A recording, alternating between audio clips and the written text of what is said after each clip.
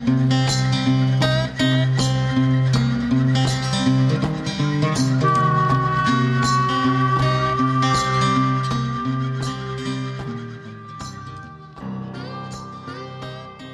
you for tuning in to this episode of Amazing Outdoors.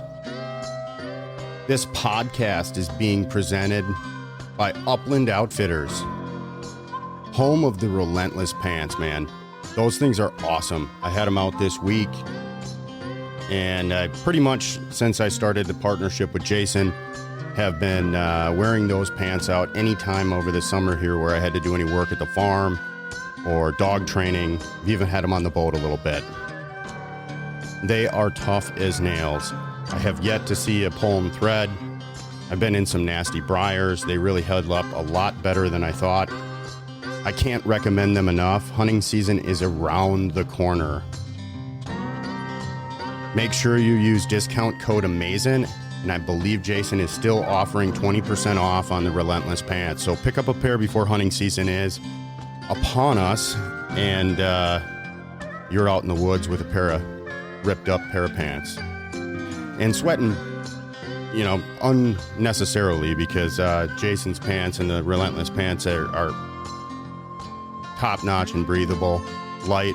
So you're going to want them this early season. Make sure you get them now. I also have a quick announcement. We've got another kind of temporary partnership with Chippewa River Custom Rods. Tom is going to be offering 10% off with discount code AMAZING10. AMAZING10. And it's all caps. If you decide to call him for a custom rod, just make sure you tell him that you heard about custom rods on Amazing Outdoors Podcast, and he will make sure that you get hooked up with a discount. All that information for both sponsors and partners are going to be in the show notes, so please support the podcast and these great companies. They are really good partners for the podcast, and I would like to see our listeners support them as well. So look them up, Uplnd Outfitters and Chippewa River Custom Rods. Enjoy today's show.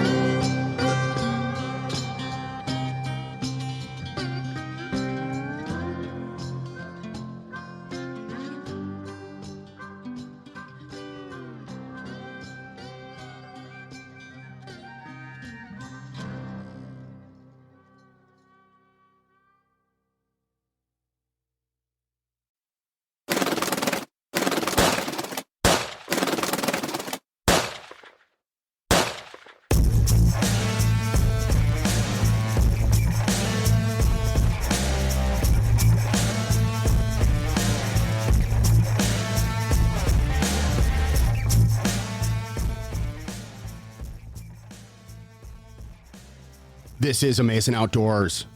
This is Brian Mays, your host. You are tuned in to episode 30. Season 2, episode 30. Can't believe we've made it this far. So excited to have some of these excellent guests that are being rolled out right now. Quick note, I am going to be taking a short break from the podcast, a week or two here, as I transition from musky fishing into bird hunting. Getting a little work done at the farm, trying to maybe sneak out west yet for a little sharptail hunting here at the end of September. And then we get into grouse and woodcock hunting here in October. Enjoy today's episode. I sit down with Tyler Webster of the Birds.Booze.and.Buds Podcast. Tyler is an interesting cat, and we have a great conversation about a lot of different things. And talk a little bit of big game, some of the other things besides bird hunting that he likes to do, and then we catch up about his Montana Grouse Slam. Episode 30, Season 2, Tyler Webster. Here we go.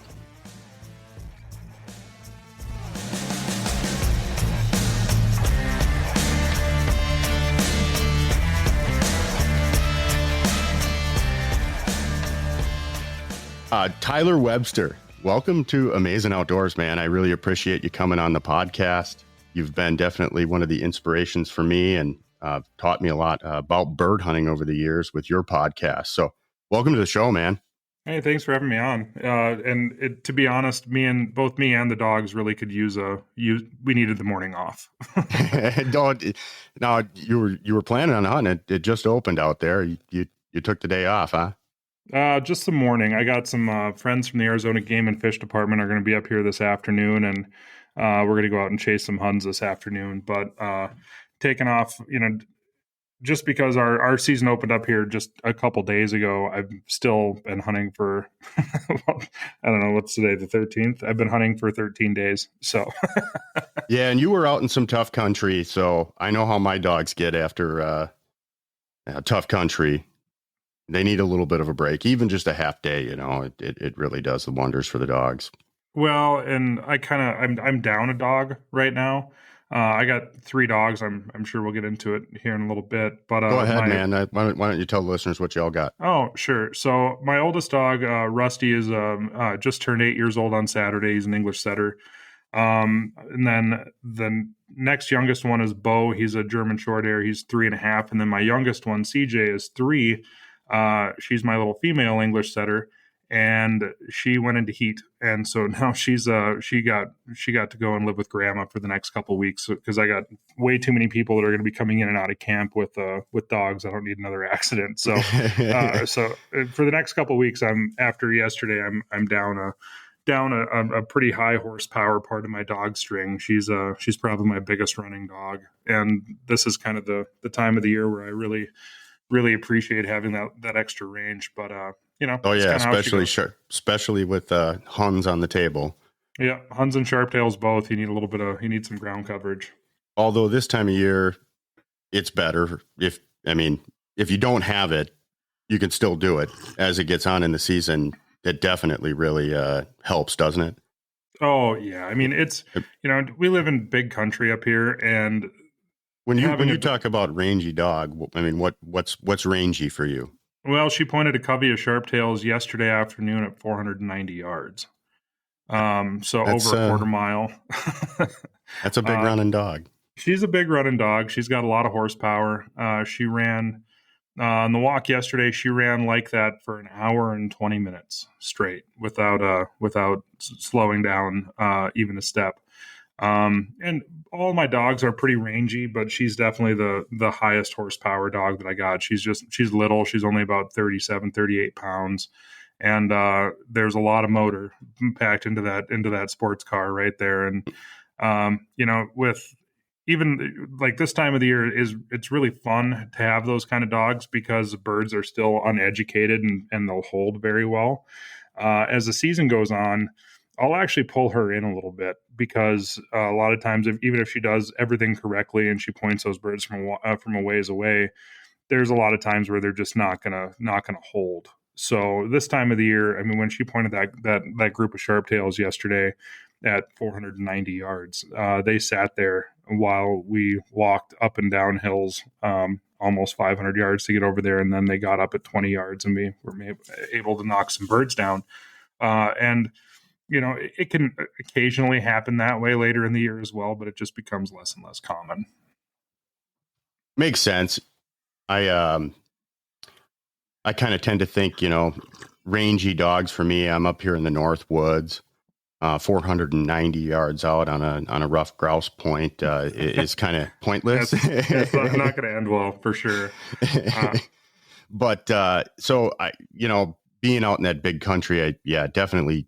You've got more rangy dogs than I do. And I think probably some of the listeners as well. And, it's one of those things where it's a comfort level. And when you can see your dog 490 yards away, roughly, or, you come up over that next hill, the dog's going to be there. That's great. But when you can only see 20 yards in front of you. Oh, for sure. I know when I was kind of first getting into the dog handling stuff, my first dog, she's a big running dog too. And not understanding kind of what I was doing with her, I created a lot of lack of confidence in her because I was constantly, calling her in that first season instead of really just kind of letting her be a pup, and I kind of had changed things with the second dog, and I saw a lot better results in not being so concerned. But a lot of the new technology out has helped a lot as well.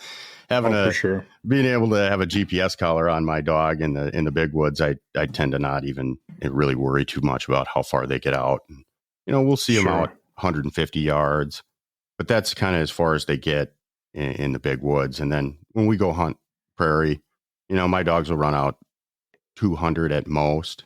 But a lot of times, even in the prairie, I find them working a little bit closer because they can see me.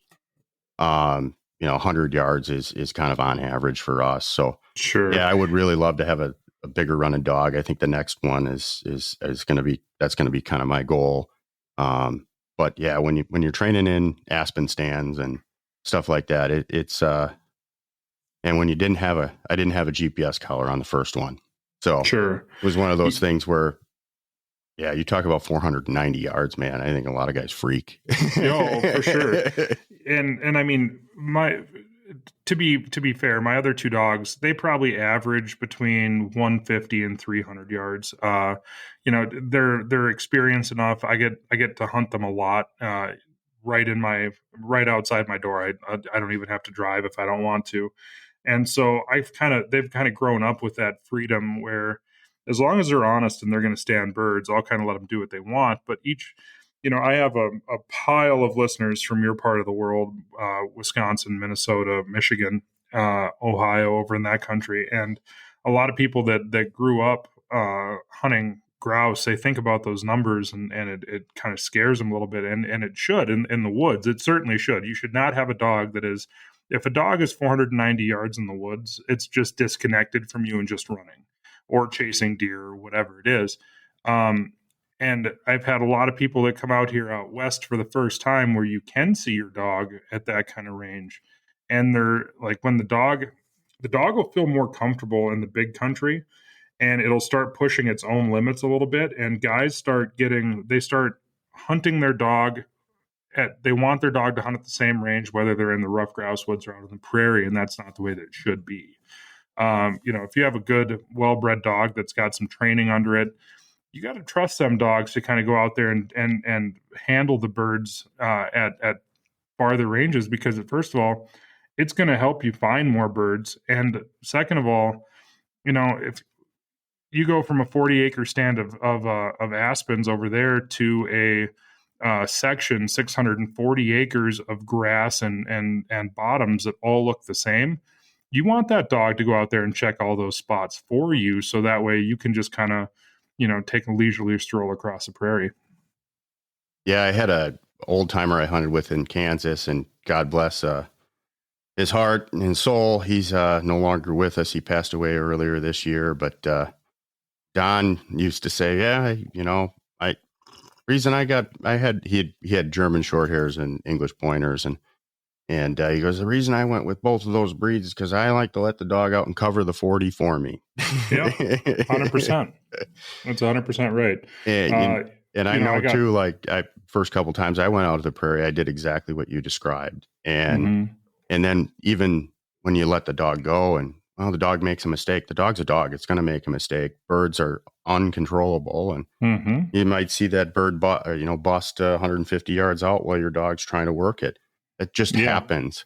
And what you have to do is have your confidence in your dog that, hey, it learned something in that experience and it's going to apply something to the next time.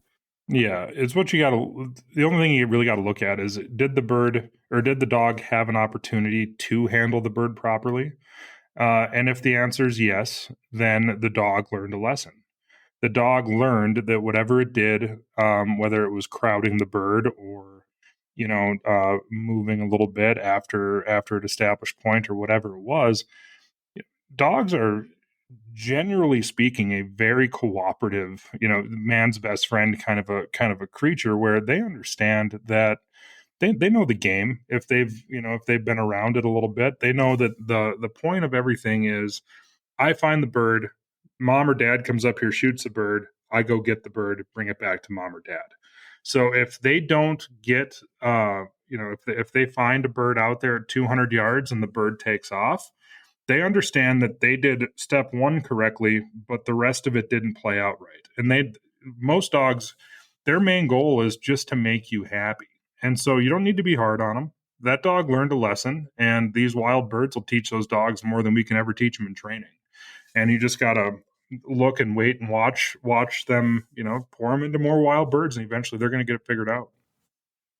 I can't give any better advice, because I basically took that principle to heart with my second dog. And, we'd do a few pigeon drills here and there. Sure. I want to get her finished to the point where, she's steady through shot and wing. And I can control that scenario where, if I need her to go, she can go. Otherwise, if I want her to stay, she can stay. Mm-hmm. And, we got to finish a little bit of that up, and I really can't do that on wild birds. Sure. However, finding birds and understanding how much pressure the dog can apply on a bird, mm-hmm. I can't teach that at all in the yard. Sure. I don't care how many pigeons you put in front of that bird. You cannot teach that. The only thing that can teach that is a wild bird.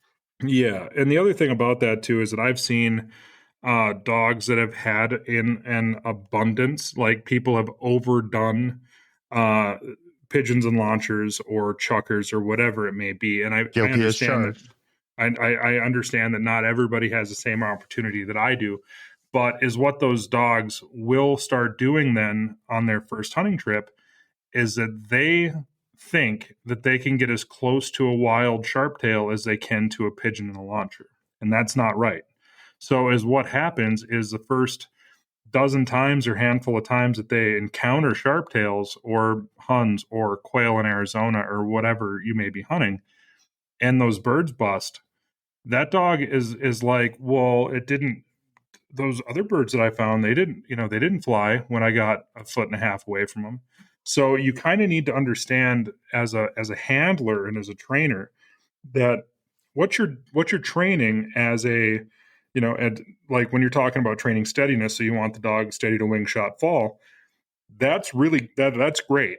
But that dog's going to take a second to figure out that when it comes across the scent that's 30 yards away, it can't get any closer than that.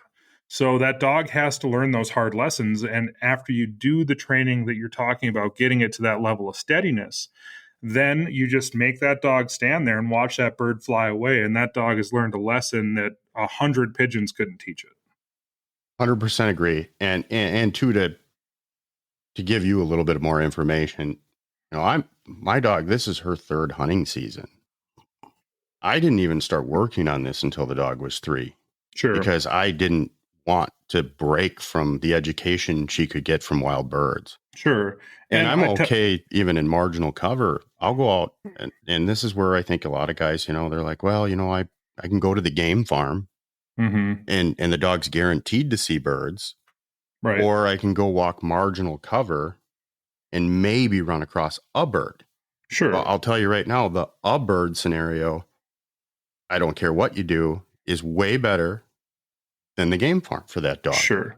Because the whole game farm thing, we don't need to go into. I understand why guys use them. And hey, if that's your hunting opportunity and gets you out, I'm happy for you.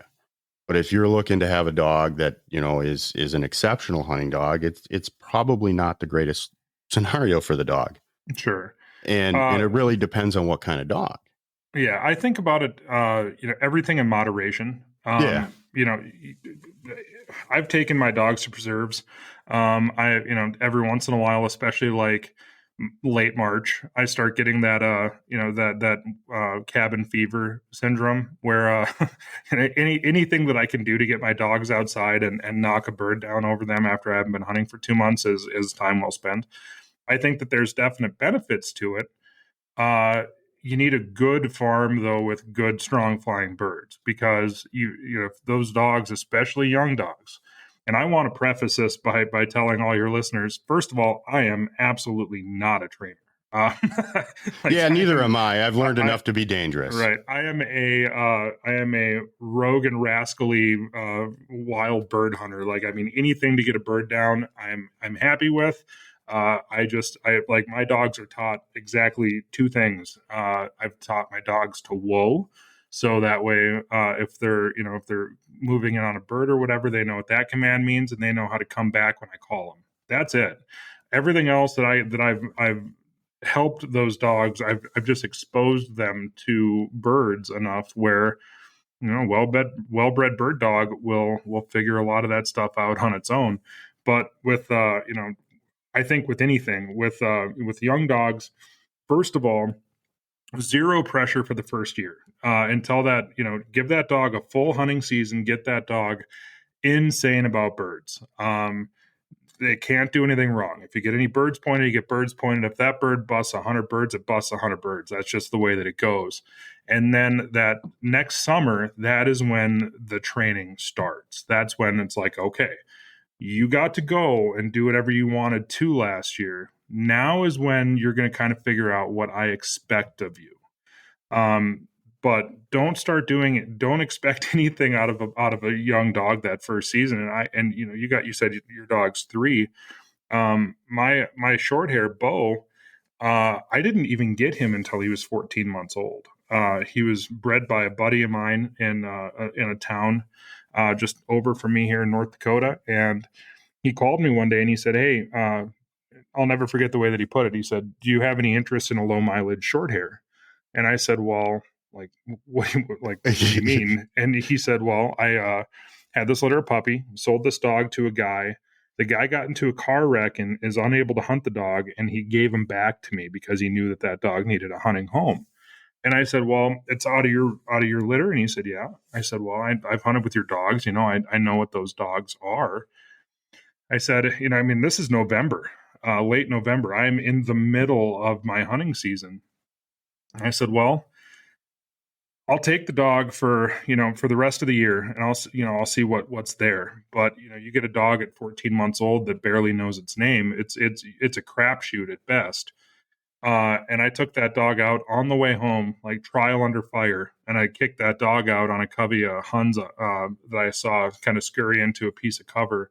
And that dog went out there, and at 40 yards, he snapped point, and I walked up and I shot a triple over him, and that dog went and retrieved every one of them.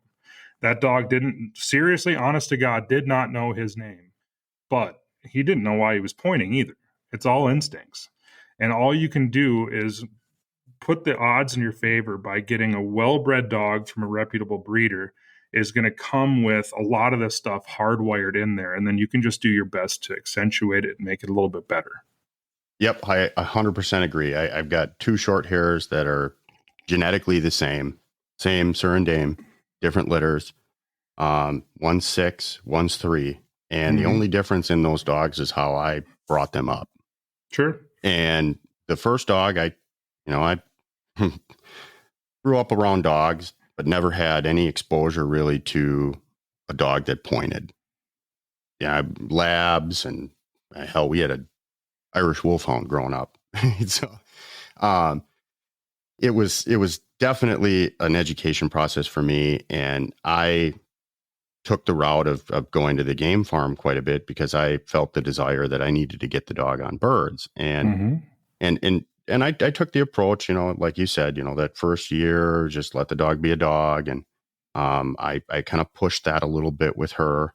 And the second dog, we're going out in the woods. We're just going to, when we run across spring woodcock's a big thing. Oh, for sure. Did a lot of spring woodcock training with her and both dogs, but really got into it when she came along. And then did a little bit I sent her off to a buddy of mine who raises setters and pointers and has a training business, because at the time I was working corporate world and didn't have the time. So he did kind of that, puppy boot camp at about a year right before the next hunting season. And then I just let her loose. And second hunting season, we worked. She had a good foundation of, whoa and come, like you said. You just have to be able to control your dog, right? More or less. And when it comes across a bird or when you want it to come back. And that really just focusing on those key things and letting the birds educate her. I'd never put that dog down on a game farm. Mm-hmm. And I will tell you, especially grouse hunting, when we get out in the prairie, things are a little bit different, but I do have a grouse dog, and then I've got a woodcock dog. Mm-hmm. And I, being a hunter, you understand, grouse, they'll run in the woods, they'll play games with the dog. Sure. And they're very flighty. If the dog applies too much pressure, that grouse is going to go regardless of where you are. Woodcock tend to hold a lot more. And Right. I can see that difference in what the dog trusts for its nose. It's a 40-yard difference sometimes. For sure. My little dog, she'll point woodcock 20 feet away, 30 feet away. Mm-hmm. Older dog, 10 feet. Right. And I see that when we run across grouse, the older dog, she bumps a lot more grouse. Mm-hmm. She wants to get closer. She puts too much pressure. And it was all how I trained the dog, or what I really exposed it to in the beginning. And to your point with preserves, some of them are really good. Some of them have, and I find that not even so much the flying aspect of the birds, which is kind of just a given. You can't let the dog catch the bird. However, how many people get to hunt that specific field you're in or whatever else? There's just so much unnatural scent out there in most game farms that are on the small side.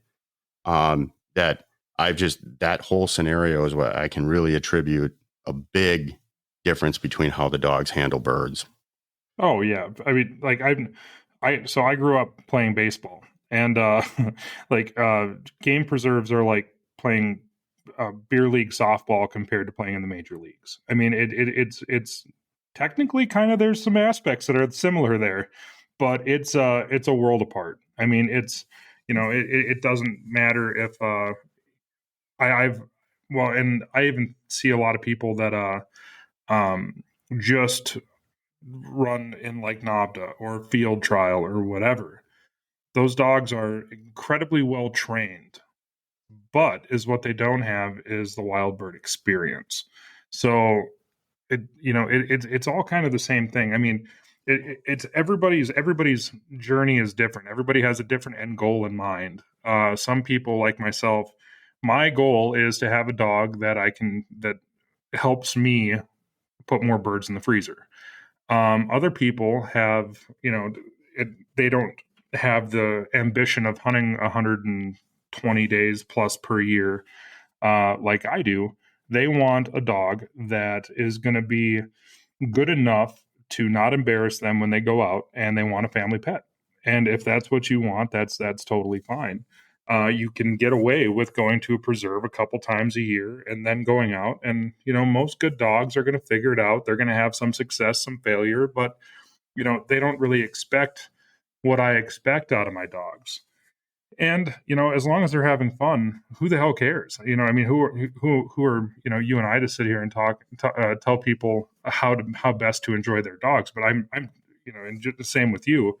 I'm a wild bird guy. I'm a hunter first, a trainer second. I train to be able to hunt, not the other way around. I'm not a trainer first and then a hunter second. So, 100% agree with you as well. It's all about, anything that you can do to enjoy your time with your dog. And if you're happy with it, be happy with it. I could care less if you bring a dog out to North Dakota and it bumps every bird, as long as you're laughing, having a good time, and spending money in the local economy and putting some money into conservation by buying a hunting license.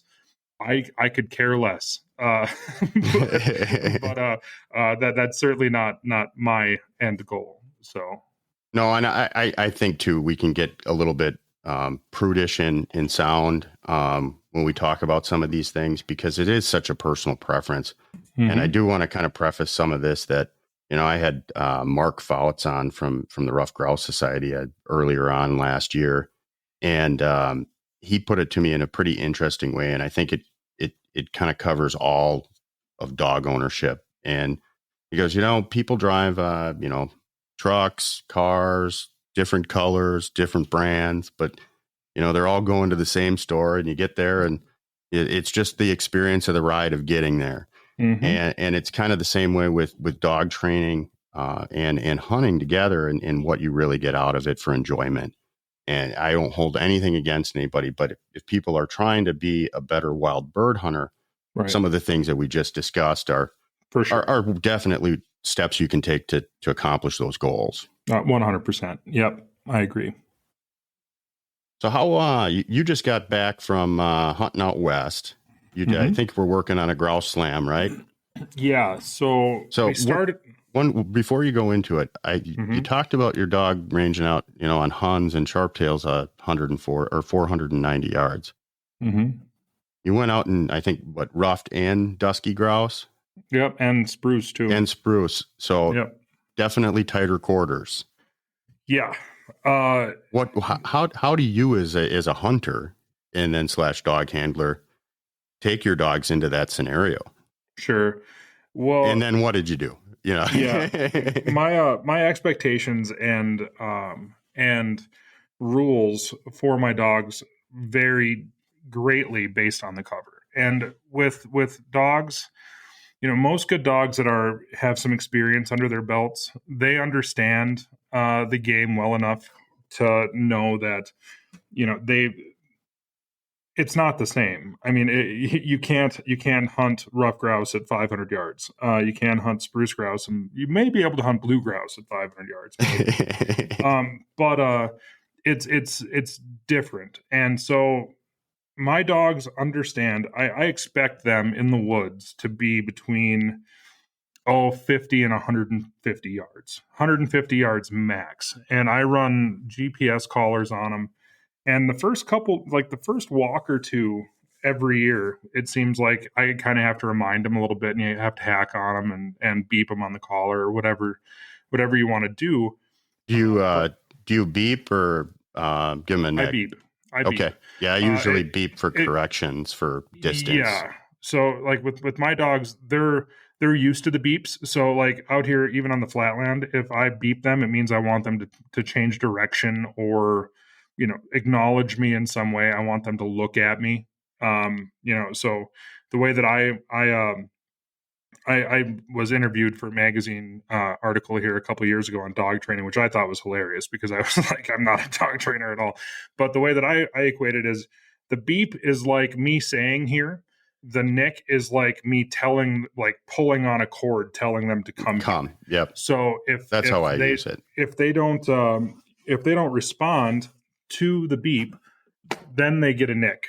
And then if they don't respond to the nick, then they get the continuous. But they understand what I'm expecting of them well enough to pretty much pay attention to me. But so when we're in the woods, and especially the first stop on our grouse trip is in one of the highest grizzly bear density areas of the lower 48. I've never had to challenge that in the woods. Worried about wolves once in a while, but not. And there's also a lot of wolves up there, and so it's not only is it a safety thing, but it's also it's a peace of mind thing where I want them.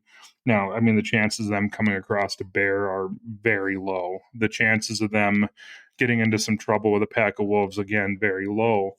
But it only takes one encounter to go wrong. Sure, 100%.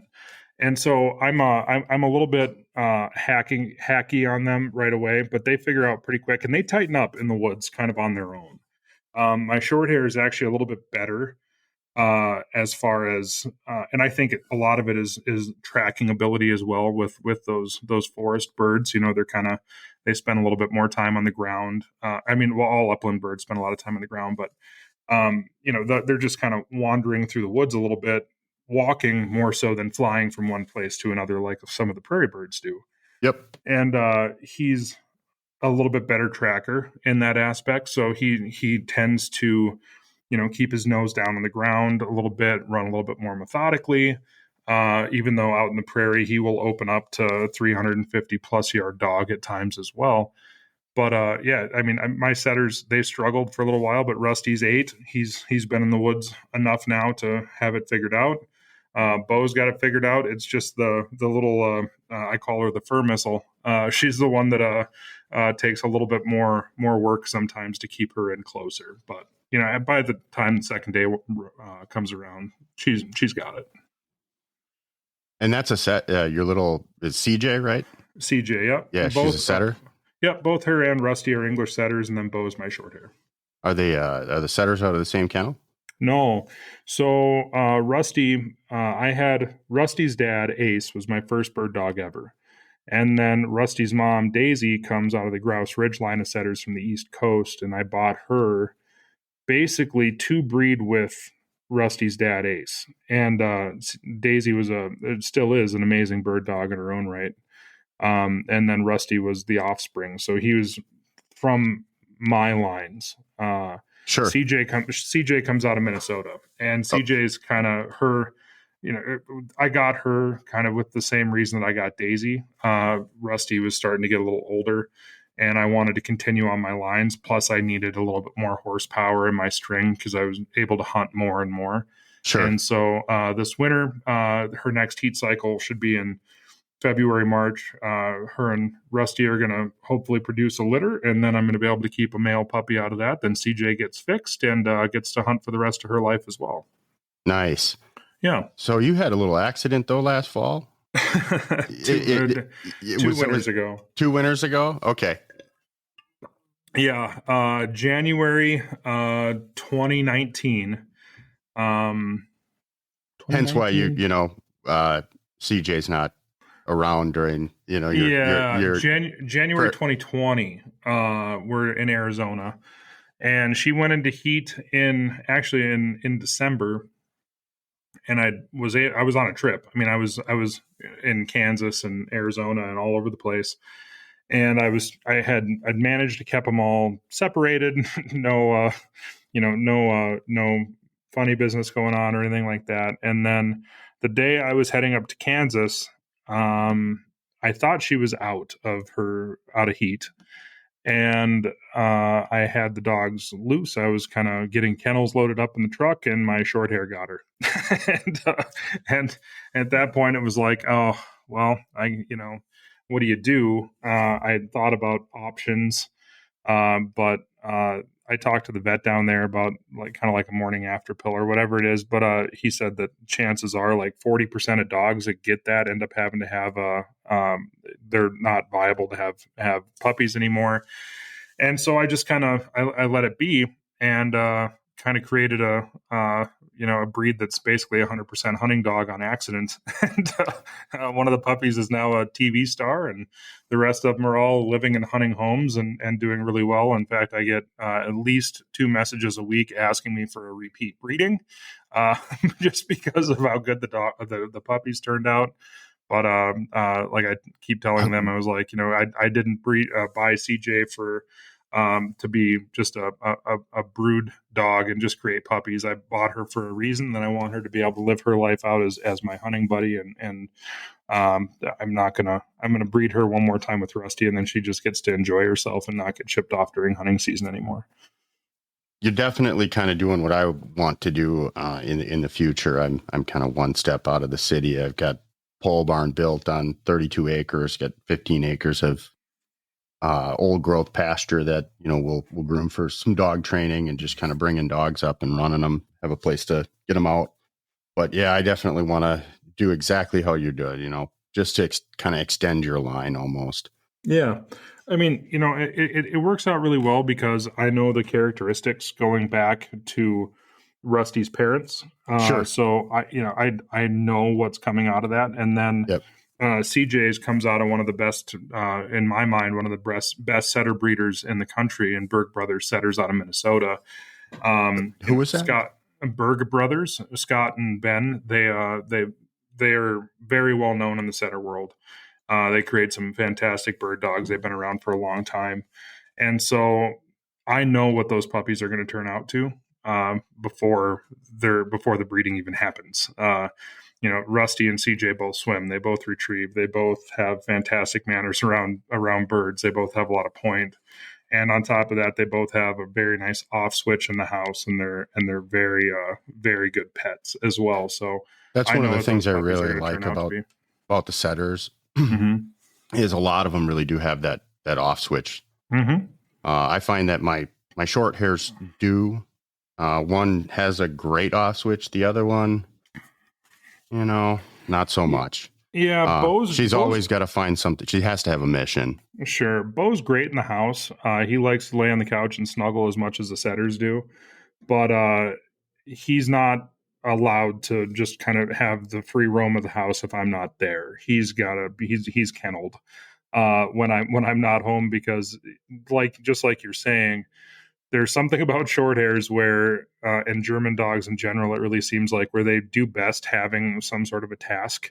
Yes. And if they don't have something to do, they will find something to do, which occasionally means TV remotes or shoes or thread, anything literally that they can destroy. They will, and it's not because they know that they know they're not supposed to do it, but it's almost like they can't help themselves.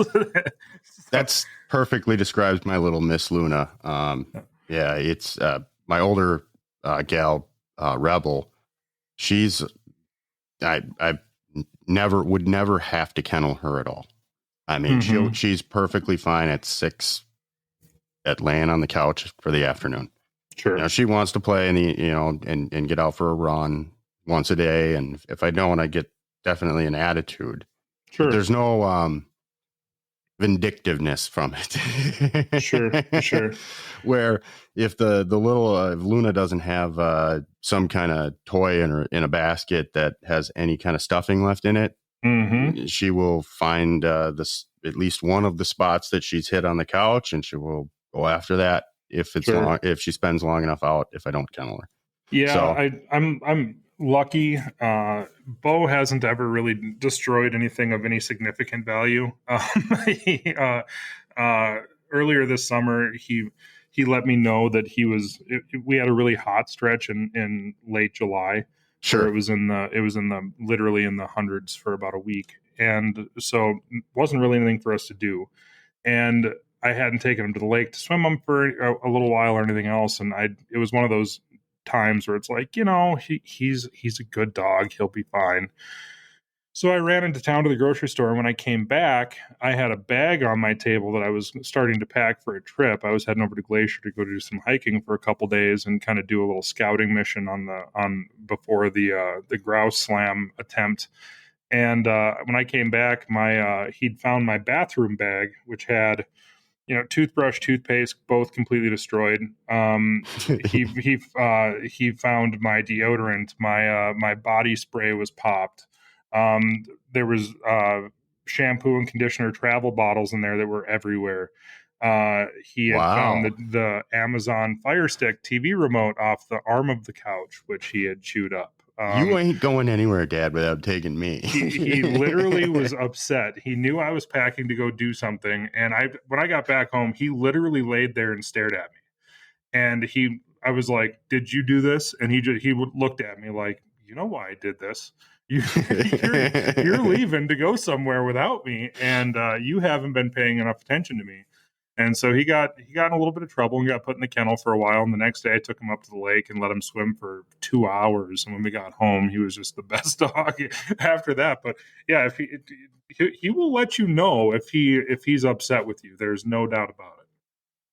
Yeah, my little one will too. And I don't know, does your short hair ever curl his lip at you? No. He talks a lot though. He's very vocal.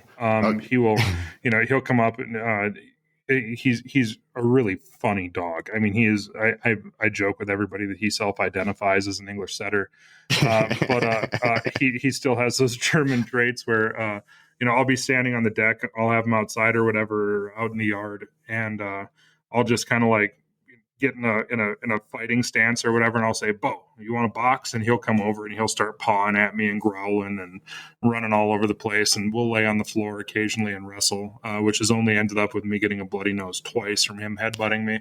But he's just a very funny dog, and he's my little German friend is what he is. So yeah, my little one's a very playful, and then she's vocal as well. I think it's a German trait. My older one, not so much. She's whiner. I don't know. I mean, but all dogs whine when they want something. So sure. Going back to the Grouse Slam attempt. So, I wanted to circle back to that. Yeah. So we last year, I guess I got to back up just a half a second. So one of my best friends, Craig Jones, he got glioblastoma brain cancer in 2018. In January, he was diagnosed and given just a couple of years to live. And so in September of 2018, he was, well, all summer long, we were talking about, literally, and it's pretty morbid, but literally his bucket list, what he wanted to get done. And a lot of it included different hunting trips for different species of birds. And so, he's like, I really want to shoot a sage grouse. And I said, well, we can go over to Montana and shoot sage grouse. And then it kind of transformed from there into, we can hunt sage grouse here, and then within 2 hours we can be up in the mountains chasing rough grouse and dusky grouse, and then also getting sharptails in the meantime while we're chasing sage. And so that was kind of the first iteration of this grouse trip. Well, he ended up passing away in March of 2020, and so me and a couple of mutual friends, buddies that we're that were on the same trip over there and everything else, we said, well, let's kind of try to recreate that. Let's go and hunt in the same spots. Let's chase the same birds. And while we were kind of in the planning stages of this, I was doing a little bit of research and found out that there's actually 5 species of grouse in Montana. There's a dusky grouse or blue grouse. There's sage and sharptails live down in the flats. There's rough grouse, which kind of live any place where there's trees and creeks, just like they do over there. And then there's the spruce grouse that kind of inhabits a little bit more of the northern tier of the state in some of the mountains. And so I was talking to my buddy Brent, and I said, well, we got to do the Montana Grouse Slam.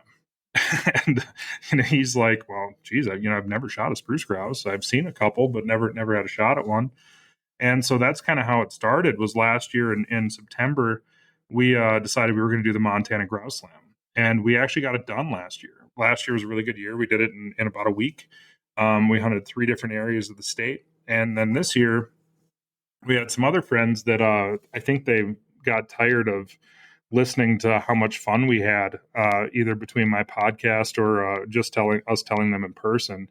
And a couple of them wanted to give it a shot with us again this year. So we started planning again really early.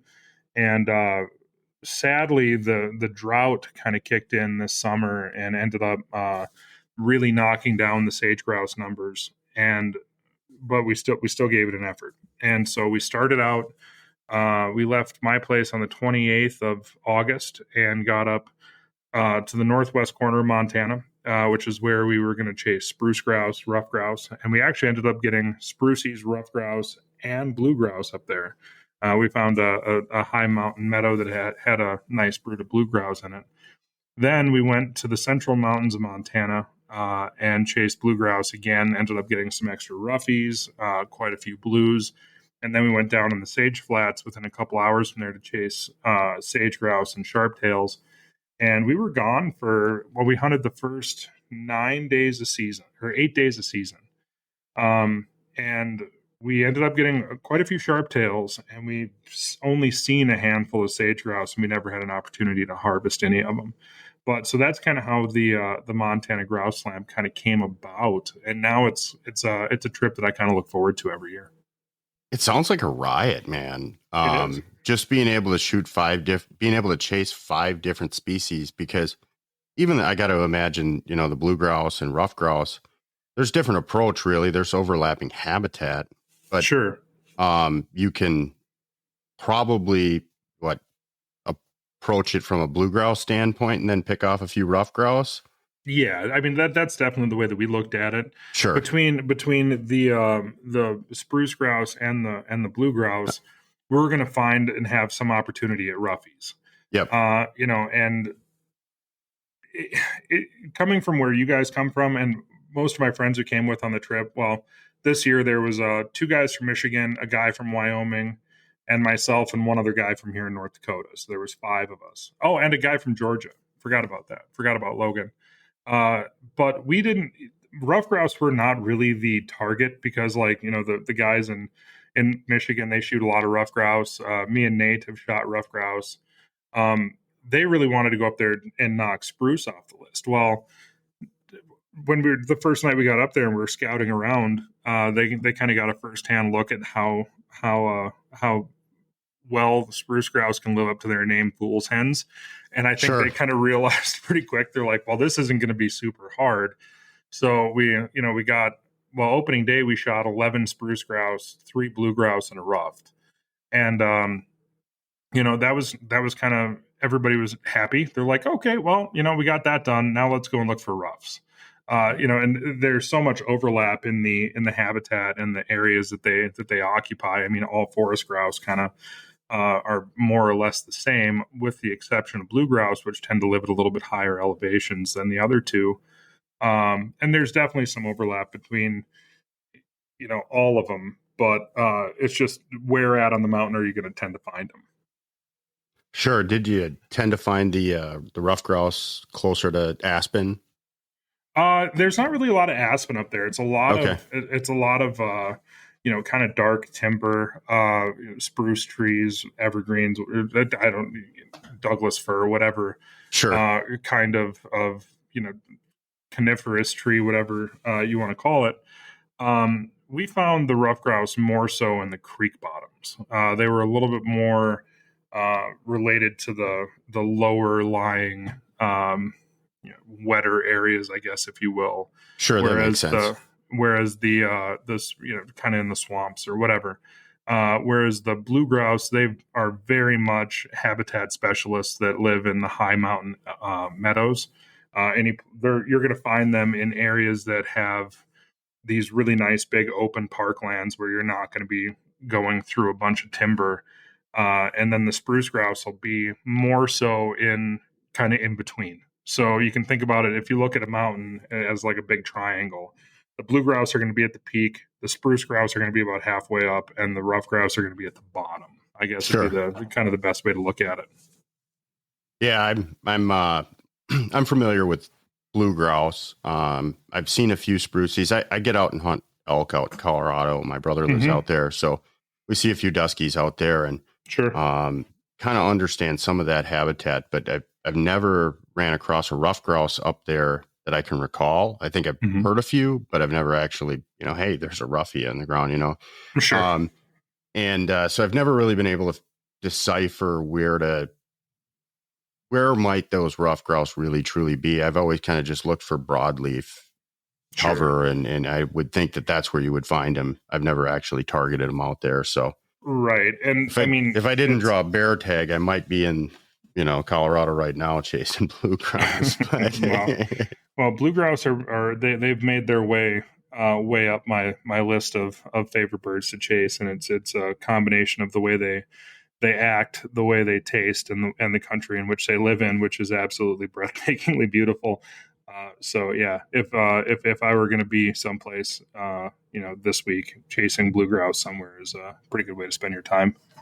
Yeah, I was looking at Colorado, and my brother actually just had a baby, and so it was kind of a twofer there. And then I applied for elk tag and or points this season, and I had to buy a small game license, so I'm already all ready to roll.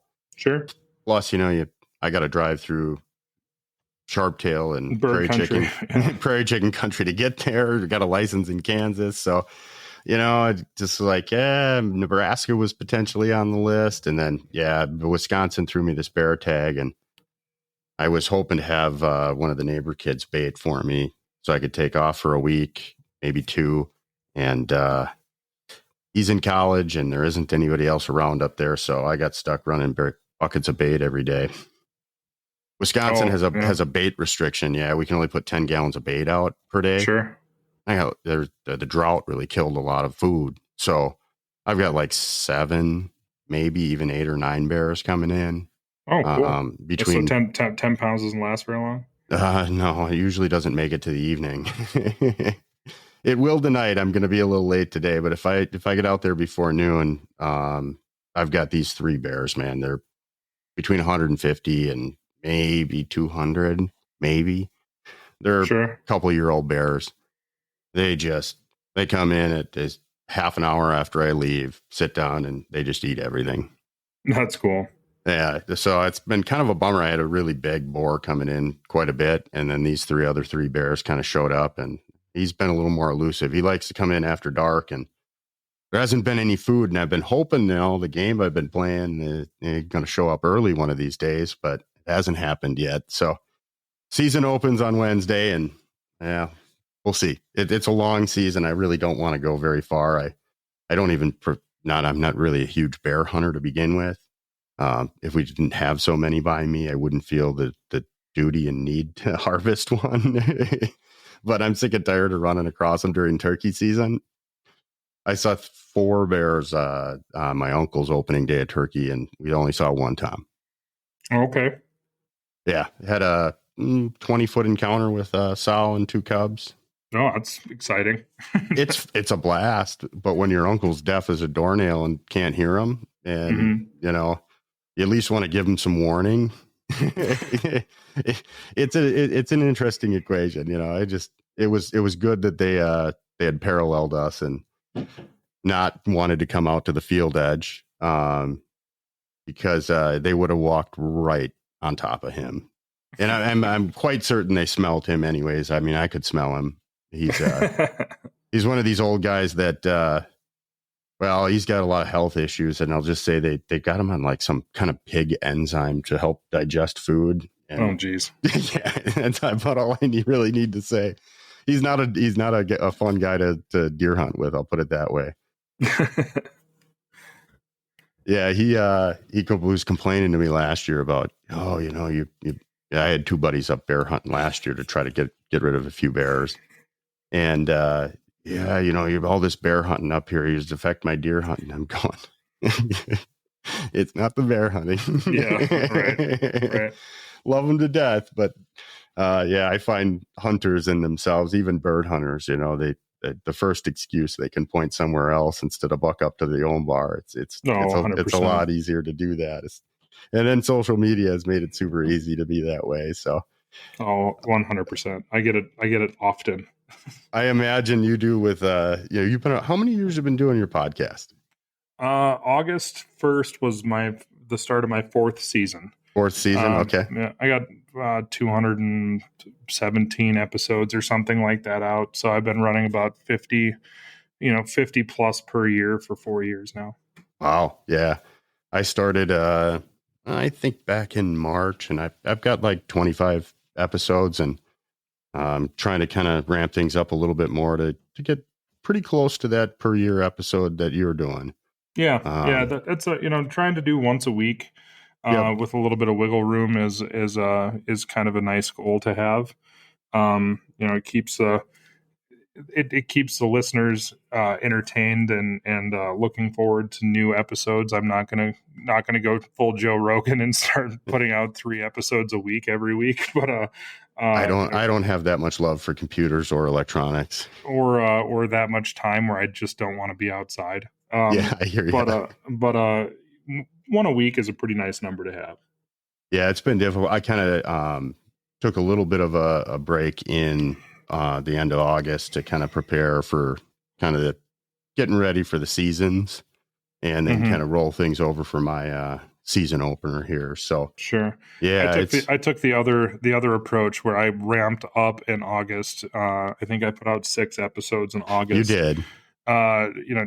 Kind of trying to highlight some smaller companies and some companies for products that I use that aren't sponsors, as well as just trying to put out some extra content, because just like everybody that I talked to, I was just totally geeked up and ready to nerd out on some hunting content. So I figured I would throw a couple extra episodes out there, just kind of trying to get people something to keep their mind off the fact that it's almost here, but not quite yet. Yeah, and I had intended to do so, but when I launched my fishing guide business and got super busy there, and when you're on the water for the day, there just isn't any time for any of this. Sure. And then I was building for 2 months during July and August, and that was just not a fun process. And we had a couple other personal things going on. Like I said, trying to launch a fishing guide business, and I was on the water, I think I did 34 days since July 1st. That's a lot. So yeah, it was a lot. And there was a few overnight trips in there too. Because I do river fishing. So I'm always just, I've got a raft and a drift boat, and Sure. It's a riot up here. We chase smallmouth early on, and then it switches over to muskie, and trying to get into the cast and blast service industry in the fall a little bit. Sure. Bring the shotgun and the fly rod or your big rod from we'll chase muskie too. Yeah, that would be a dream trip for a lot of people. I hope so. And it is for me. I definitely enjoy filling that up. And as soon as things get too cold up here, I like to head south and find places that extend my season. Oh, me too. Yeah. It's totally on to bird hunting after that. I sneak in a little deer hunting just to fill the freezer, and then it's full on prairie for me. Yeah, I tend to go farther south. I go down to the mountains of Arizona. It's been getting earlier and earlier every year. It started out as a January trip. Last year I got down there about the 21st of December. This year I think I'm going to be down there on the 5th of December. So it just keeps on getting earlier and earlier for me. That's kind of how Kansas has been for me. And I started going at middle of the end of January because it extended my season. And right. And then I went in December last year. I think I'm going in an opener this year. I might even skip out Wisconsin gun hunt for it. By the time December rolls around, I'm kind of tired of shooting pheasants anyways. Our pheasant season opens up the second Saturday in October, and people really think I hate pheasants, and there are definitely certain aspects of them that I don't. Dude, like. I think you and I should talk about this for a second, because you know what I mean? You can look at a pheasant, honestly, in some circles, people would call them an invasive species. Sure. And I don't know. I've got a soft spot for the native birds, man. And I do too. I don't hate, and I don't want to come off that way. But I don't like the way the money in our industry flows to the pheasants, and we get more pheasants, and the native birds get less, awareness. Well, they get less spotlight. They get less publicity for sure. Yeah. But what's good for pheasants, for the most part, is good for all animal species, really. I mean, deer, whatever. I do understand that argument, and that's where things get softened out a little bit. But still, I love hunting pheasants in the snow and cattails and late. I mean, they're a great game bird species, but we're spoiled up here where you are. I've shot 100+ pheasants every year since I was 20 years old. So by the time December rolls around, I don't really need to be chasing them anymore. So in the last several years, my focus has switched from pheasants to quail species. And but you talk about the difference between, the natives. Hungarian partridge aren't native either, but they're number one on my list of favorite birds to chase. So, I think it's because covey bird.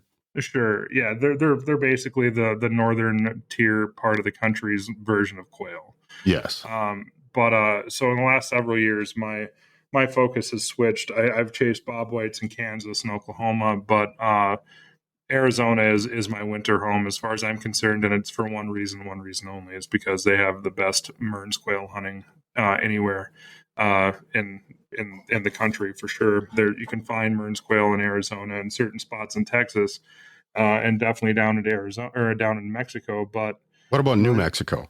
Yeah, they have them over there too. Arizona, New Mexico, Texas are the three spots in the lower 48.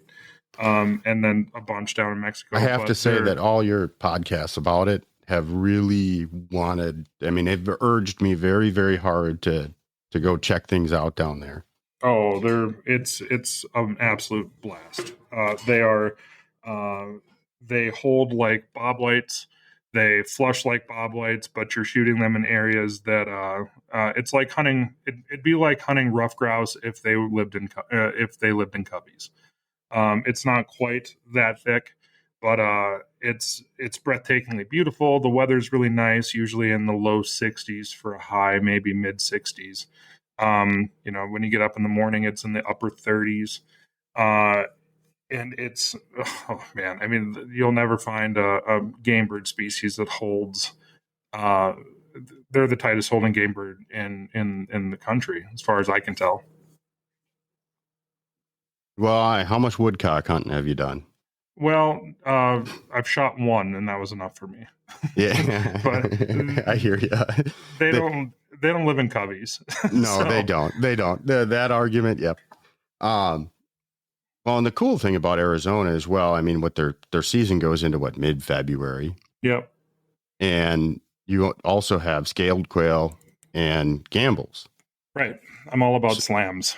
So the Arizona slam is you can in certain spots you can even do it in a single day if you get after it, and if the rains have been favorable. But it's that's my winter home. How is it for the traveling wing shooter? I mean, fairly accommodating from, price and accommodations. And I mean, you can camp and do all that stuff out there pretty easily. And yeah, very much so. I mean, it's 60% of Arizona is public land. So it's literally endless amounts of places for a person to hunt. The prices are incredibly fair.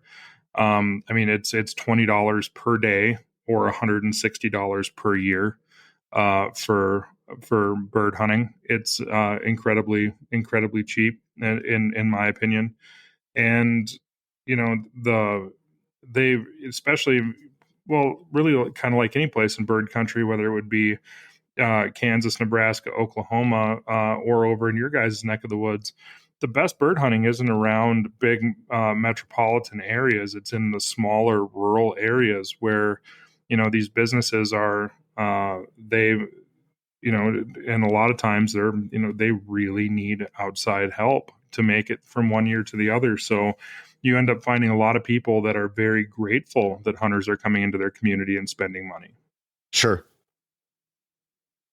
That's I find that really anywhere when you get away from the big cities, the trend for I think a long time up until maybe more recent was to move to the city or move to the suburbs, and now you're starting to see more people kind of sprawl out and move to the country. But those communities for a long time some of them are dying and decrepit. Sure. And you drive across the old heartland of America and look at the old Americana, and it's not pretty in some areas. No. I find that there's a lot of really great people there, willing to help, willing to answer any questions. Well, one of the best pieces of advice that I give people that are going to be traveling out of state, if we're a little bit spoiled in a lot of aspects nowadays where we have this freedom to jump in a pickup and be anywhere within most times 4 to 15 hours, whatever it is. We're driving an expensive truck to get there or whatever. We're shooting shotgun shells. We got dogs that we have who knows how much time and money into. Take a few extra bucks with and go out and eat in those small towns. Don't bring, don't try to go cheap and just grill on your tailgate every day. I mean, buy your groceries at the tiny little groceries store. There. Don't buy them at the big, whatever the hell, the Walmart. A Walmart or whatever. No, seriously. I can't take away, but last year in Kansas, I decided I'm going to take a trip and I'm going to do it a different approach. I'm not going to go down and just hunt. I need to take the time, spend extra couple days over the court. My dogs are going to work better anyways when they have time to rest. Yeah, hunt. Go to a bar in the evening and buy a round of drinks for the locals that are sitting in there, and not only will you notice that people are gonna they're happy that you're there. They're going to give you information. You may end up getting pieces of permission out of the deal. I got 12,000 acres to hunt in Kansas, Sure. and I can come back anytime I want. All Sure. because I stopped and bought groceries at a local little grocery, Yep. tiny little place. I needed water for the dogs. I needed a couple things. Spent like $50 and just sat in there and talked to the locals, and they gave me an information, and kind of went down the road, talked to this guy, and he said, "Nah, you should talk to that guy." It took me a whole afternoon. My dogs got to rest. I got something to do. Got to talk to some great people. And at the end of the day, I got to go scout a piece of property. I spent, a day and a half then afterwards, and I still didn't cover it all. And I killed more birds than I needed to. And my dogs had plenty of work, and we were happy as larks when we went home. 100%. Yeah. And that was in late January, and in that time of year, it's really hard to walk weehaw and put your dogs on a lot of birds. They're there, but they get pounded and they move off.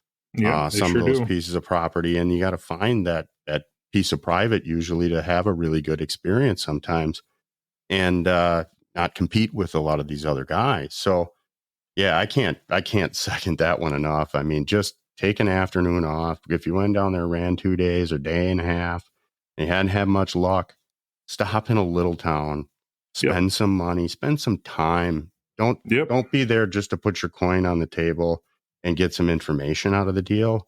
Right. If you put that at secondary and don't even think about it and just try to actually be compassionate and talk to these people and give them a little bit of your time and energy and dollars, you're going to get so much in return. It's not even funny. 100%.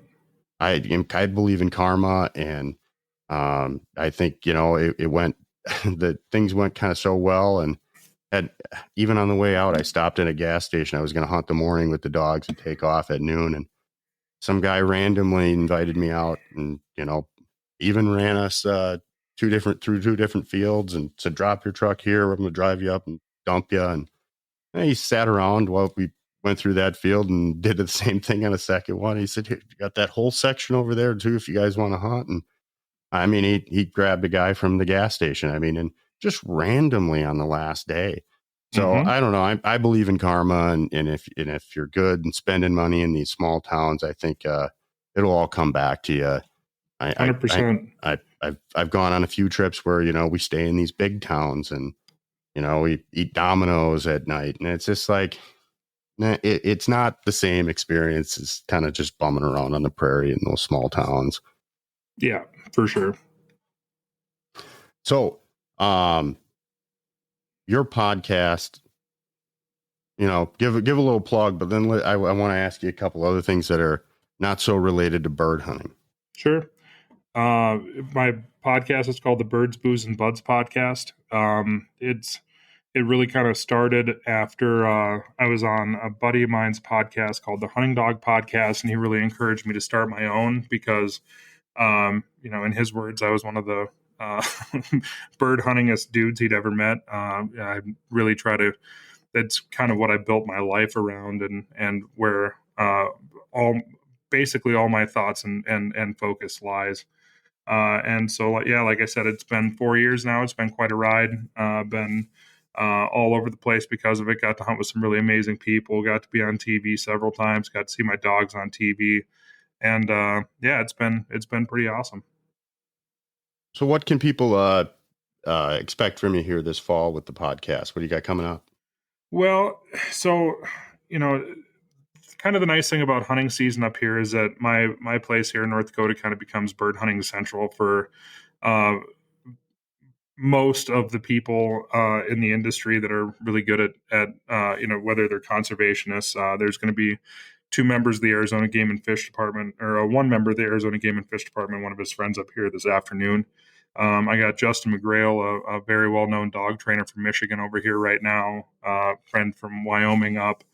And so for September and October, it really, podcasting becomes really easy for me because not only do we have a lot of, current stories and talking about how the season's progressing, but we also have a lot of people, or I have a lot of people coming in from around the country where we can talk about what's going on in their neck of the woods and kind of what their area of expertise is. And then as the season goes on, my I become the one who starts to travel more. So I start trying to highlight these different states in which I'm going to, and kind of running through, kind of people really get a taste of what it's like to start. My season starts in August, running dogs and scouting and everything else, and then last year I think I hunted 12 states or something like that. So they just kind of get a chance to follow along with me and on my adventures. And then as the season wraps up, end of January, February, whenever I get back to North Dakota, that's when we start talking a lot more about product stuff. Start kind of looking at different pieces of gear that I'm using and liking. Start looking at different weather patterns and kind of starting to plan out the next year as it's going to progress. So it's kind of talk to a lot of biologists in the winter and spring, talking about what they're looking for as far as ideal bird production, and then just kind of trying to get people on that know the subject matter in which we're discussing, and get the best guest on for whatever it is that kind of interests me at that moment. But I've also kind of I've always had a pretty broad interest in outdoors in general. So I'll have some fishing guests on. I'll have, I had Seth Fighter. He won the Angler of the Year on the Bass Tour this year. I had him on. He's also sponsored by Boss Ammunition, which is my title sponsor.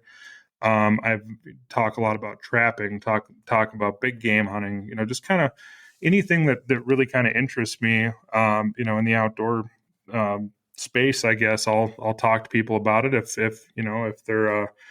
they're passionate like me and know what they're talking about. I'm happy to have them on.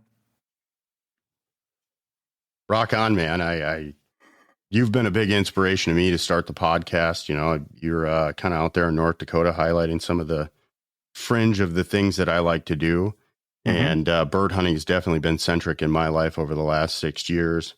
And, I've got other flavors that I've tried to incorporate. I'm a big fly fisherman, and I do the trout and muskie and smallmouth stuff. So I've tried to highlight a little bit of that. And then, Wisconsin, we've got Sharptails here. I've done a little bit of work with the Wisconsin Sharptail Grouse Society and trying to highlight those birds. And hell, we even got a resident population of prairie chickens that are kind of unique to Wisconsin, and, mm-hmm. Highlighted some of that. So, I've kind of personally kind of looked at your format and some of the stuff you did, and I tried to kind of take it a little bit more regional and dive into some of the cool things that we have here in the upper Midwest. Yeah. I've really enjoyed a lot listening along and hearing the stories. And you've been very, very, like I said earlier, inspirational to Arizona and some aspirations I want to go chase out there. And then some of the people you have on too for the dog training aspect have really helped me conceptualize, at least in my head, what I'm hearing from you guys, and then apply things out in the field and see some better results out of my dogs. So you're definitely bringing a lot of value to the industry, and I appreciate that, and one of the reasons I wanted to have you on. So well, that's definitely my goal, is to I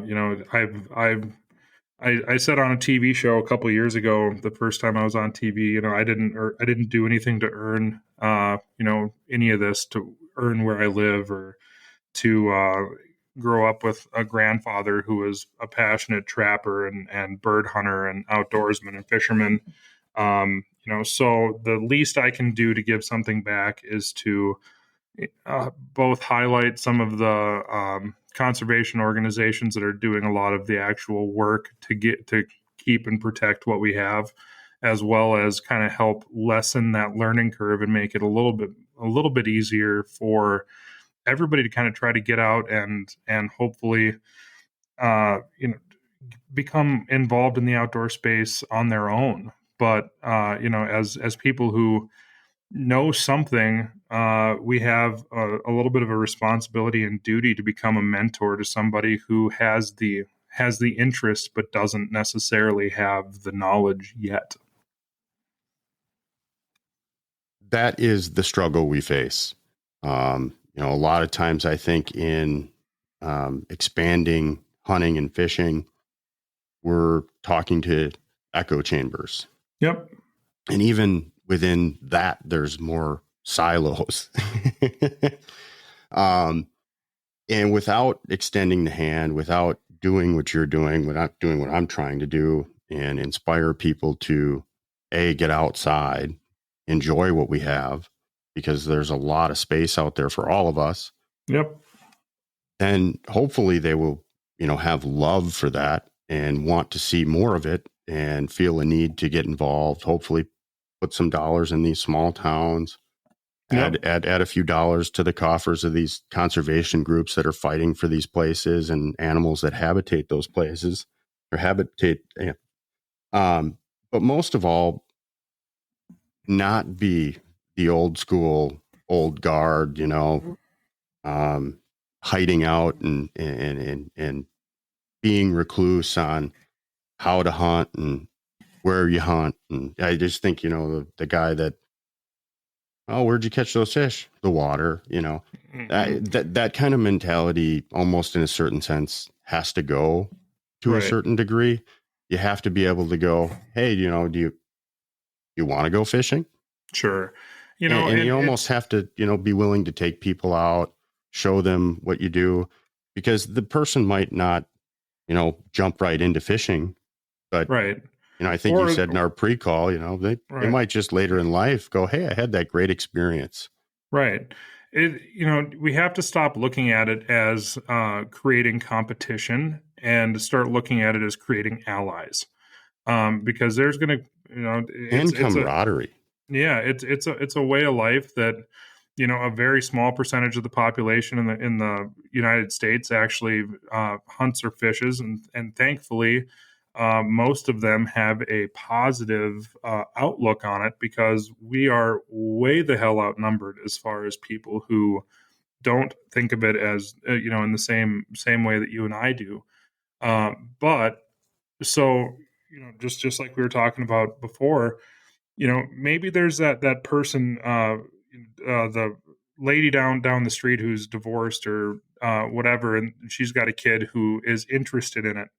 Maybe it's not something he takes up for life. Maybe it is. But, if you give him that positive experience and he goes and, somebody brings up hunting, in college or whatever down the road, he says, you know what? No, hunters are actually, really good people. I had a neighbor down the street who took me out with his dog, and I got to watch him and his dog, take a couple rough grouse or whatever it is.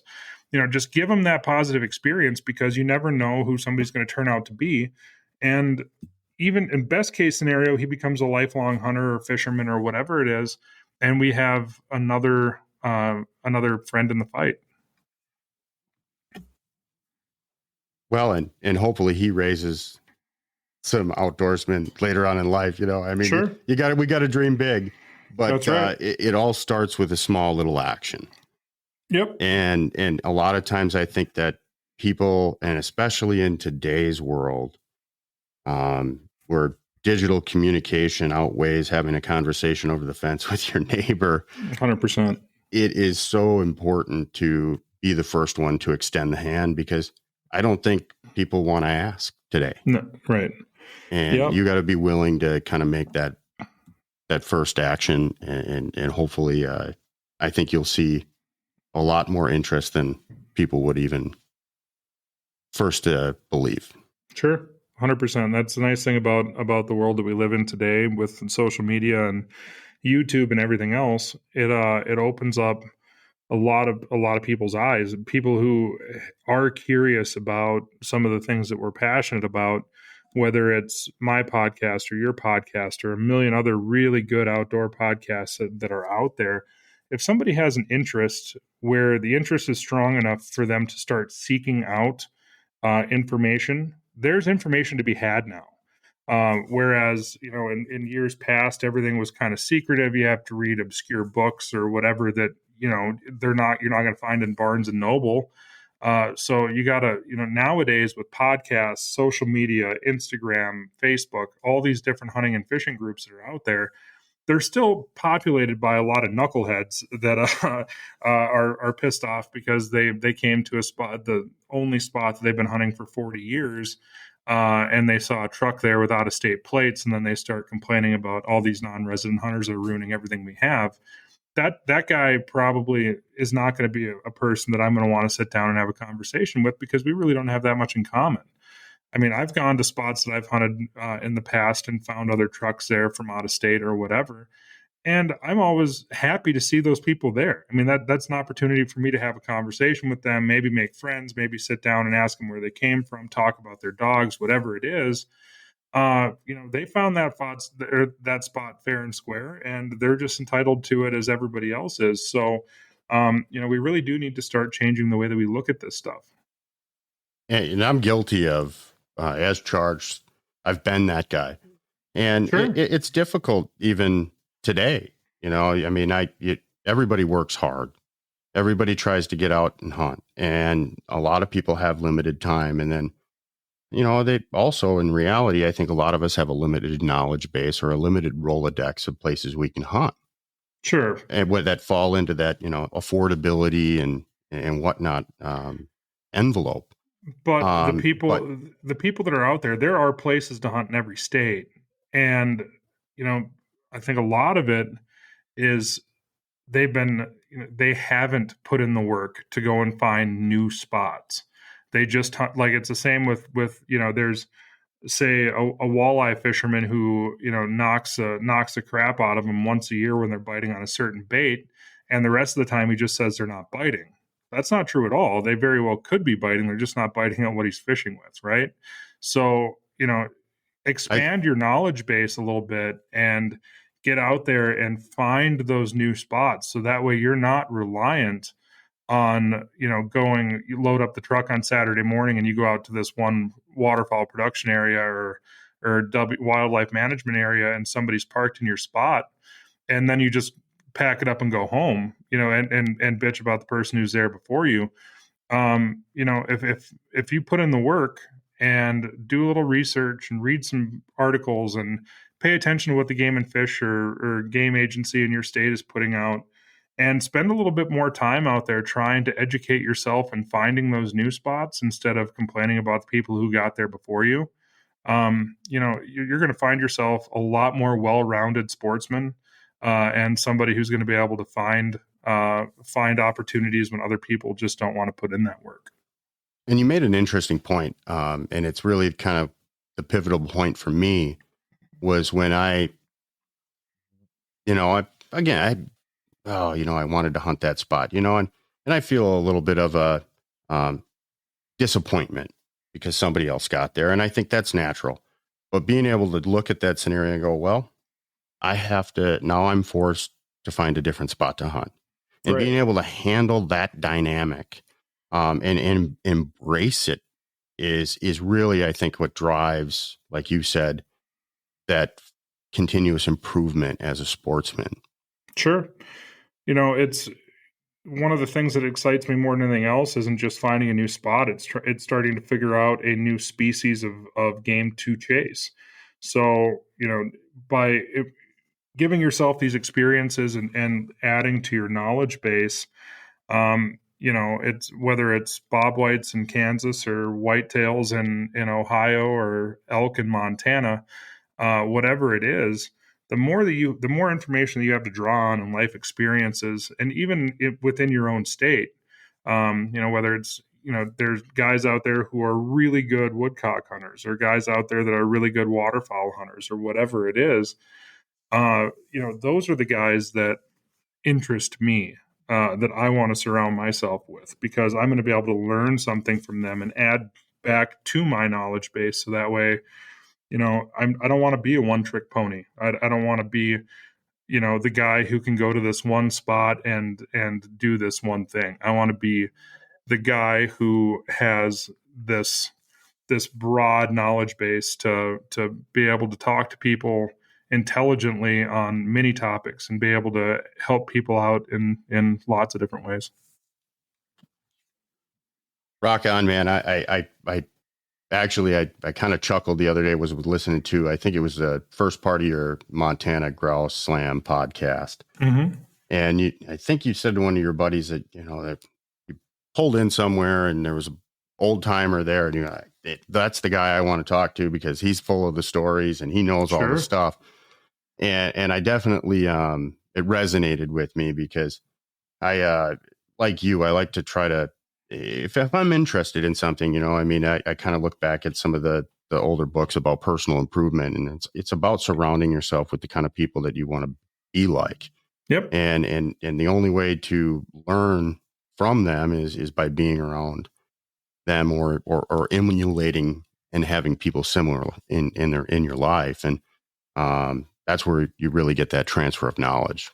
Oh, 100%. Yeah. The way that I look at it is, that guy who's complaining about finding the truck in his one spot and just goes home. I'm not going to want to sit down and have a beer with that guy and tell stories. The guy who, that got there first from a different state, or even from the same state, say a big hunting state like Wisconsin, maybe some guy drove up from, wherever, he had to get in the truck at 4:30 in the morning to get there before that other guy. I want to talk to that guy.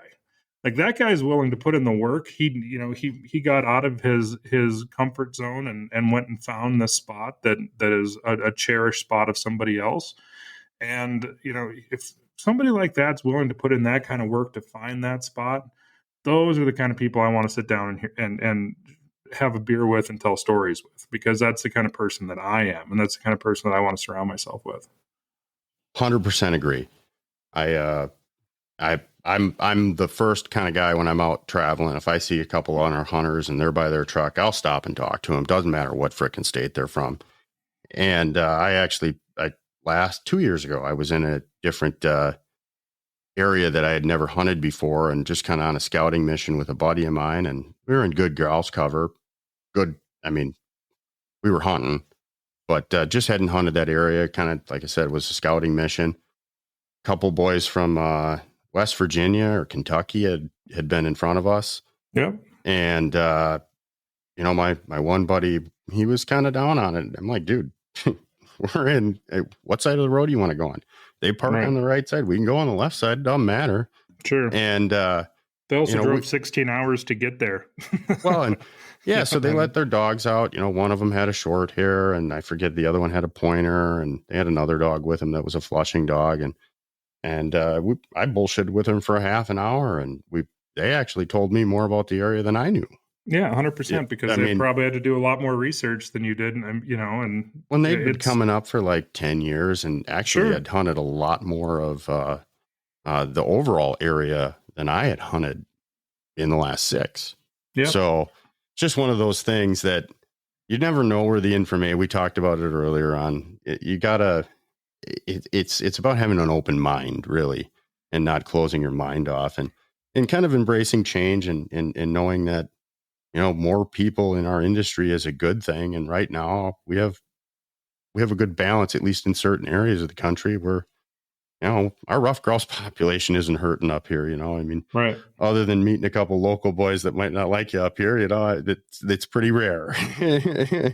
Come on up, Wisconsin and Minnesota is doing just fine, and we could use your money, and that's just kind of the attitude I have about it. Like you said, I don't think it's the norm today, but it needs to be. No, it's getting there. It's coming around. I meet a lot more people today than I did 5 years ago that are just even open to talking out in the woods. No, I agree. I think that, the more conversations that we can have with other people, the more we're going to learn about, whether it's, you may learn something about the game bird species that they have in the state they're from, and you may be able to share some knowledge, or, if they are local and they're just from a different town, you may find somebody you can go and hunt with, for years to come. So we were chatting in the pre-call. I want to maybe close this up here a little bit. And if there's anything else, Tyler, that you want to chat about, we can definitely do that. Deer hunting in North Dakota. Mm-hmm. You guys, you were mentioning earlier that, you had some ups and downs and things are coming back just due to some mismanagement and some conditions over, bad winters. I think 140 inches of snow that one winter. Mm-hmm. we had talked about you had a buck tag last year, right? Or 2 Mhm. years ago? I had buck tags. So I went from 2011 until 2017 without drawing a deer tag at all. Yeah. Drew a It's buck tag crazy. in 17, a doe tag in 18, and then buck tags in 19 and 20. And now this year I got a doe tag again. So out by you, is it primarily muley or whitetail, or is it a mix? Right where I'm at, it's probably 80-20 whitetails to mule deer, but there is a mix. Has that changed over time? Because I know down in Kansas, they used to, where we hunt in western Kansas, used to be a lot more mule deer, and now it's primarily all whitetail. See, and we've seen the opposite. When I was growing up, I've been hunting in this area primarily since I was 7 years old, and if you've seen a mule deer, it was actually something you talked about. And nowadays, it's it's pretty common to. In fact, 2 years ago, the last time I had a buck tag in 19, I guess, not the last time, but when I had a buck tag in 19, we walked a big piece of rolling prairie just north of me, and we shot one of my buddies shot a really nice whitetail, and one of my buddies shot a really nice mule deer out of the same walk. So. Right on. You guys primarily drive out there? Is that really how you guys hunt them? A lot of spot and stalking for me. Sure. I really enjoy getting up and doing some glassing or spotting a deer and trying to put a move on it. But we do, especially for whitetails, it's a lot more common where you're going to do you're going to get out and you're going to have some pushers and cattail sloughs or pieces of thick cover, and then you're going to have some guys either blocking or flanking or whatever it may be. Like we talked about earlier with the dogs, you can see it very long ways up here. And people think of North Dakota as flat when really Western North Dakota is not at all. No. So there's all kinds of little folds and places where those deer can hide. So, my preferred method is definitely spot and stalk, get within, a couple 100 yards, work the wind, all that kind of good stuff. But you can getting out and flushing great big whitetail bucks out of cattail sloughs, just like you would pheasants, is also pretty damn exciting. It is. There's I don't know, out there, again, it's wide open. You can see a lot more. Safety reasons, it's probably a little easier to push. I know that they hunt western Minnesota a lot more like that. I mean, I grew up doing deer drives as a kid, but I've also been shot at. So sure. I have a love-hate relationship with rifle hunting for whitetails in certain areas. I do prefer the bow for whitetail. And, it just, there's kind of a period of time here where grouse hunting and woodcock hunting are mediocre because the cover's still up. And it's right around when the rut kicks off. And if you can hit the first part of it, then I really like to cash my tag and put that box of my life up on the cupboard till next season and move on to bird hunting.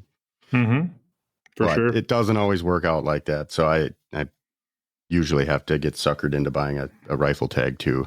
But by me, with kind of timber stuff we have, we primarily sit in tree stands. So don't do a lot of driving, do a little bit. Yeah. Not like you guys have to cover ground out there to find them. You got a lot less deer too. Yeah. We do. The quality of deer in the last several years since they basically cut from 2011, 2012, I think they cut our licenses by like 75% or something insane like that.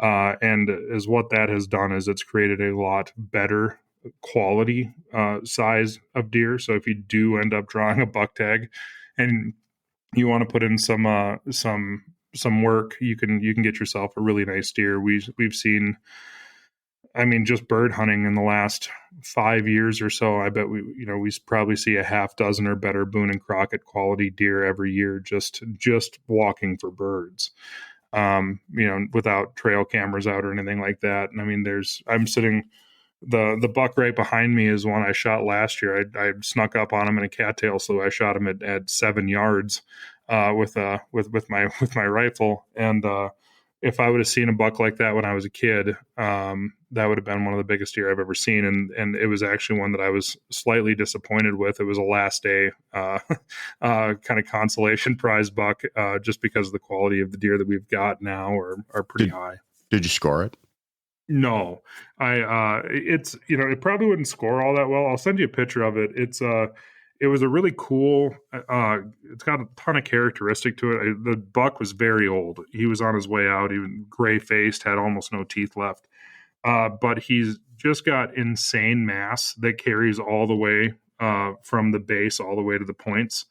And he's not terribly wide. He's just a kind of a gnarly old buck.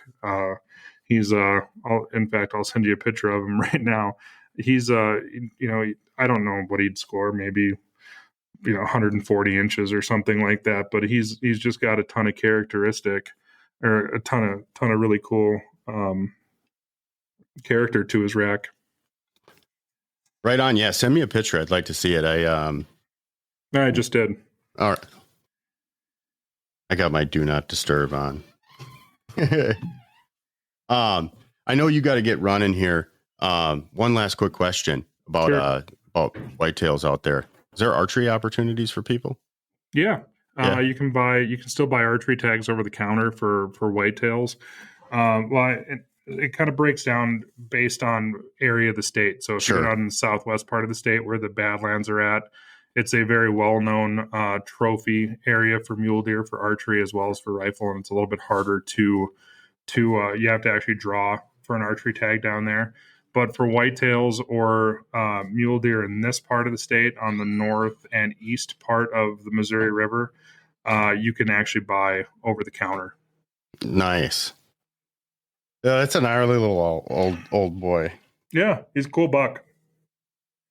He made a mistake. He didn't think I could see him when I killed. Well, that's how they usually end up in with a rack on the mountain, meat in the freezer. That's right. That's right.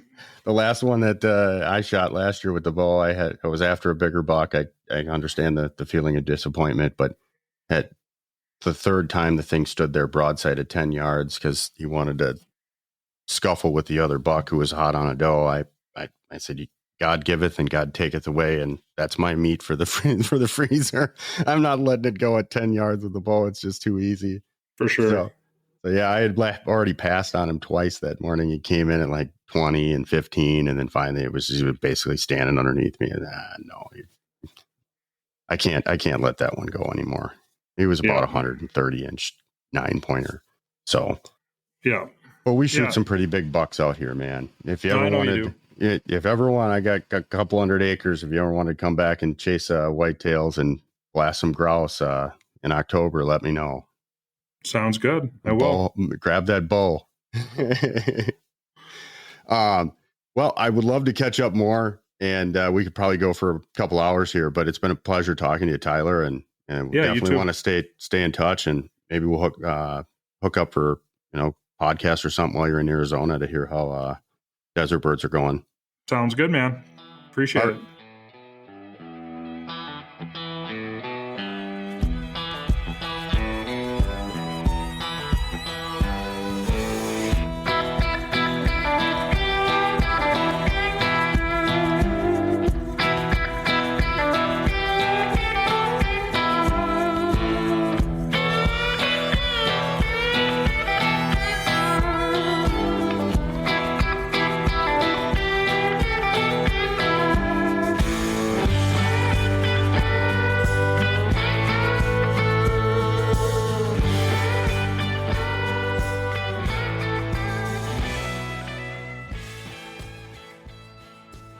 Thank you so much for listening to this episode of Amazing Outdoors.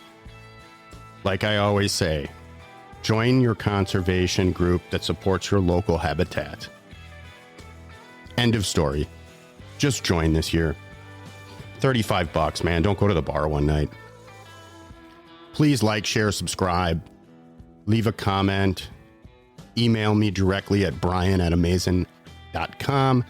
I love listener engagement. Who knows, you might end up with some time in the field or in the boat with me just randomly. So, brian@amazing.com. uplnd.com. Like, share, subscribe, and leave a review for the podcast if you're enjoying what you're listening to. Shoot straight, get out in the woods or in the field. Now is the time. The season is here.